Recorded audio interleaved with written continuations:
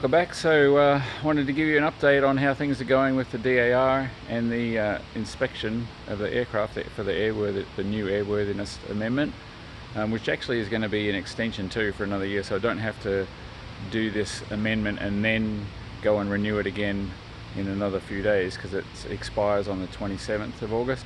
So anyway, that's not going to happen. It just means that I'm getting the amendment and it's going to be valid for another year. So the DAR Lloyd over here has been yesterday and basically went over everything and found a couple of little issues there that you'll see here in a second of what I had to fix, and so I fixed those, and you see I've got it up on the blocks again. He also wanted to see the gear cycling, so I've done that for him.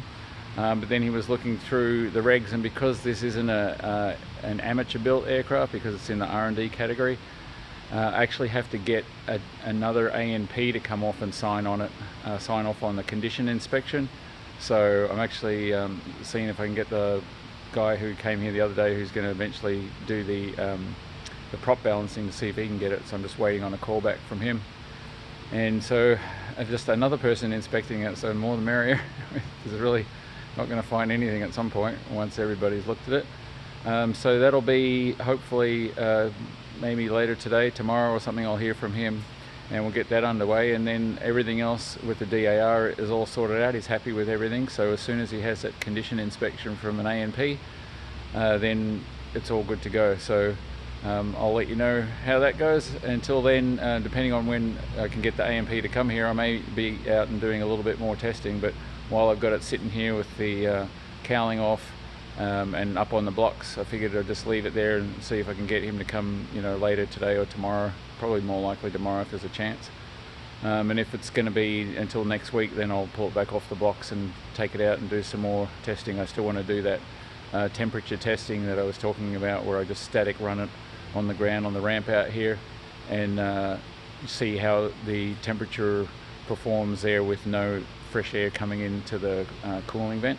So that'll be something I'll do. Anyway, and I'll give you an update when I have that airworthiness, also the condition inspection done, and then it should be good to go with everything. So that's my little update. I'll show you these little changes, things that I fixed here later yesterday and earlier today.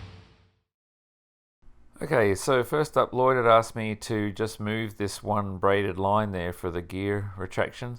So that one was underneath the one that's sort of below it right now, and that was causing it to be a bit tight in there, and also the braided line was pretty much rubbing up against the threads here on this bolt that holds that the cylinder in place. So by switching it onto the upper side there, that created enough clearance. And next up, this is in the engine compartment here. He wanted me to change out these bolts, and I guess it's been an oversight on my part. When I put those bolts in, I don't believe I had ones that were fully long enough, and I thought I was going to replace those, and maybe I just forgot to put them on my to-do list. So I switched those out for the next longest one. So now you can see there's more thread sticking out the nut there, and also those bolts there that go through that bulkhead, same thing. Just switch those out for the next longest one, and if you look up the top there in the center, you can see there's now quite a lot of thread coming out through the nuts there. So those are sorted out, and the same thing on the one on the other side, just this main big bolt there, just change that out for the next longest one. So you can see there's threads there sticking out now past the end of the nut. So that's pretty much what Lloyd had for me. There wasn't really anything else, so I got all that done. Okay, so this is just a quick look at showing the aircraft up on the blocks with the gear retracted for those who haven't seen it yet. And also I'll let you know too that Bill, who is from Azalea Aircraft, who is going to do the prop balancing, he actually was able to do the condition inspection for me. So I actually stopped by yesterday afternoon and got most of it done, and I showed him the gear retracting and all that stuff as well. And so he found a few little issues and stuff that I've actually been able to fix already, and I've got to put a couple more labels and stuff on, but should have a sign off from him probably by Monday.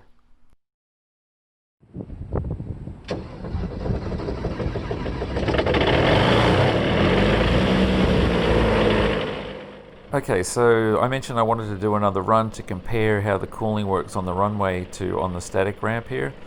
So what I'm doing here, just started the engine up, warming it up to 150, and then when it comes up to temperature, I'm going to take it to full power over a period of 8 seconds, and then bring it up and keep it up at full power for about 13 seconds, and then pull the power back to 45%, and then maintain that for about 25 seconds, and that will emulate sort of exactly what I did going down the runway up to about 85 knots. And then I can look at the logs and compare how the cooling works on the runway, where I got all this air coming in the intake, compared to sitting here where I don't have that going. So I'll let you watch this run up.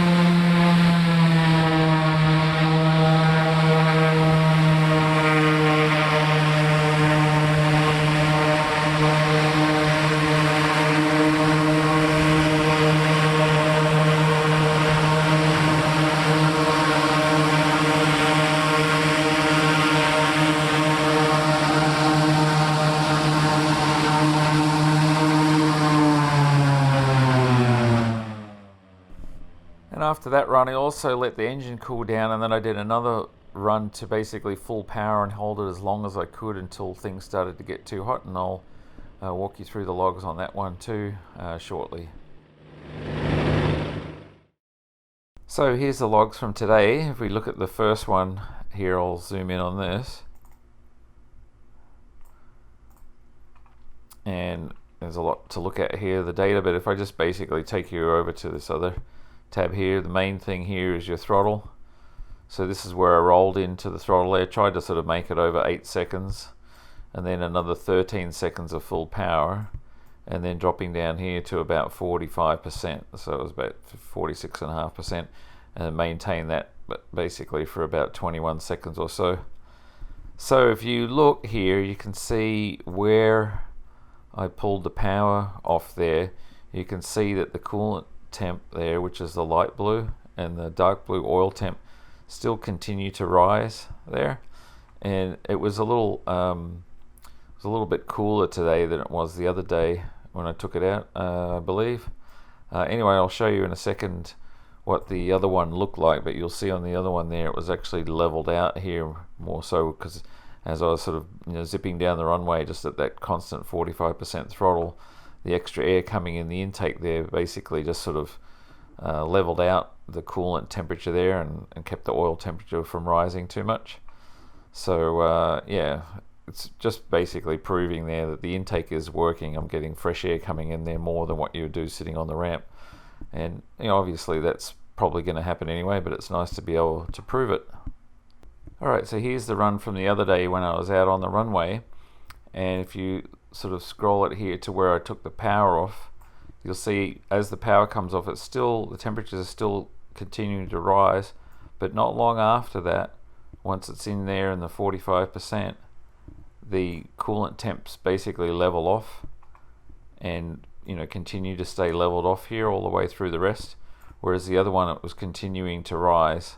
So it's basically showing that as I'm cruising down the runway at that lower power setting of 45% power, there's enough cooling air coming in there that's actually going to level off the temperature there on the coolant. So that's exactly what I was hoping for, and you can kind of see it here. If you scroll back in the video, you'll be able to see how the other one sort of continued to rise up here even while it was leveled out.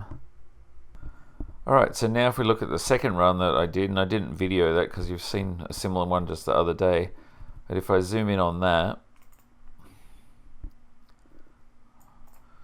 you can see what happened here was basically brought the throttle in here fairly quickly to, well, 95%. Not sure why it wasn't 100%, but it should have been. But anyway, the fuel there was 89 milligrams, which the maximum was 90 anyway. RPM, I'd set the governor to be basically at flat pitch, so we're pretty much 36 high, almost 3700 RPM, and kept that as long as I could. And I was watching the EGTs here, and I got to 1650. So that's kind of my limit where I want to, say, oh, now's the time to pull the power back. If it, gets any more than that. So it was 1655, and I pulled the power back just to 81% throttle, which dropped the fuel here down to 79 milligrams. And then I maintained that throttle as long as I could before I started to see, obviously then you can see the EGTs, or the turbine inlet temperatures there for the turbo, were going down, so that was a good sign. So it's, they're still not getting hotter and hotter, so that basically means that's under control. I don't have to worry about that. But then obviously with no fresh air coming in the inlet from going down the runway, the temps here are just continuing to rise on the coolant and also the oil. So they hit 225 and 230. At that point I said, okay, now I've got to start backing off. So I just took it slow and just started backing off on the throttle, as you can see here, and kept backing off until I saw some change in direction. But as you can see here, it's still rising, and then I got about here and it started to level off, and that was already over 250, which is kind of my limit. But I was able to sort of get it to make that turn there when the throttle was at about 25%. So it means that I could keep, even with no air coming in there, I could have basically leveled that off at 25%, and these temperatures would have just basically leveled off at 250, which is still, it's a bit high, but the engine can operate there. And of course the EGTs are coming down, and over time it would still continue to sort of run slowly cooler even with that power setting. But at that point I was like, well, I'm pretty much done here, so I just pulled it all the way back to idle, and you can see it just sort of slowly stabilized, and then started to cool off there. Again, this is with just no air coming in and only the fans running and pulling air through the radiator, and also to the fans are on for the condenser, the AC condenser, that's helping pull fresh air through there as well. So it means, really what the gist of this means, that from when I start putting the throttle in here, which is back at this point, and if you look here, this is the 8:42 second mark, to when I have to actually start really pulling the power back, this is the 9:27 second mark. So I've got 80 something seconds there of almost full power before I need to start backing off, and that's with no extra cooling happening. So I'm fairly confident that I actually did some math and actually went for a flight with Bill today in a Mooney, and we sort of did a comparison there. And it takes, with a Mooney climbing out at about the same speed as what the Raptor will climb out at, it took 1 minute and 20 seconds, so 80 seconds to get up to pattern altitude from leaning onto the power. So 80 seconds is what I need to get up to pattern altitude, at which point I can pull the power off if I have a really big problem here. So anyway, as we said there, 8:43 to here, which is 9:27. So that's over 80 seconds. That's 83 seconds. So it should work out just right. So anyway, happy with that. It's giving me some good numbers to show me where I can take it to, even if I don't have any cooling going on there. So that's my update for this week. Tune in again next week, and I'll have the airworthiness certificate in hand, and I can begin looking at doing the ground effect testing and get this thing off the ground into ground effect. So thanks again for watching, and tune in again next week.